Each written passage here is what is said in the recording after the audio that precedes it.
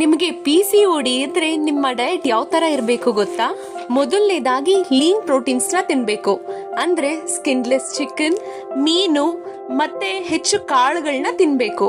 ಎರಡನೇದಾಗಿ aunty accidents ಇರುವಂತಹ ಊಟಗಳು, ಅಂದ್ರೆ ಬೇಲ್ದಣ್ಣು ಅಥವಾ ನಿಂಬೆ ಹಣ್ಣು, ತುಪ್ಪ, ಜೇನುತುಪ್ಪ, ಆರೆಂಜು, ದಾಳಿಂಬೆ ಹಣ್ಣು ಇಂಥವನ್ನ ತಿನ್ಬೇಕು.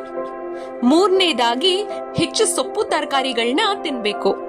ನಾಲ್ಕನೇದಾಗಿ ಹೆಚ್ಚು ಫೈಬರ್ ಭರಿತ ಊಟನ ತಿನ್ಬೇಕು, ಅಂದ್ರೆ ಬಾದಾಮಿ, ಬಾಳೆಹಣ್ಣು, ಕಡ್ಲೆಕಾಳು, ಓಟ್ಸ್ ಇಂಥ ಊಟನ ತಿನ್ಬೇಕು. ನಾಲ್ಕನೇದಾಗಿ ಒಳ್ಳೆಯ ಫ್ಯಾಟ್ಸ್ ಅಂದ್ರೆ ಬಟರ್ ಫ್ರೂಟ್ ಇರಬಹುದು ಅಥವಾ ಚಿಯಾ ಸೀಡ್ಸ್ ಮತ್ತೆ ಬಾದಾಮಿನ ತಿನ್ಬೇಕು. ಆರನೇದಾಗಿ ಮೈದಾ ತಿನ್ನೋದನ್ನ ನಿಲ್ಲಿಸಬೇಕು ಮತ್ತೆ ಸಕ್ಕರೆ ತಿನ್ನೋದನ್ನ ಕಡಿಮೆ ಮಾಡಬೇಕು ಮತ್ತೆ ಜಂಕ್ ಫುಡ್ ನ ತಿನ್ನೋದು ಕಡಿಮೆ ಮಾಡಿ. PCOD ಇದ್ದು ನೀವು ದಪ್ಪ ಇದ್ರೆ ವೇಟ್ ಮ್ಯಾನೇಜ್ಮೆಂಟ್ ತುಂಬಾ ಮುಖ್ಯ. ಲಾಸ್ಟ್ ವಿಡಿಯೋಲಿ ಇದಕ್ಕೆ ಟಿಪ್ಸ್ ಕೊಟ್ಟಿದ್ದೀನಿ.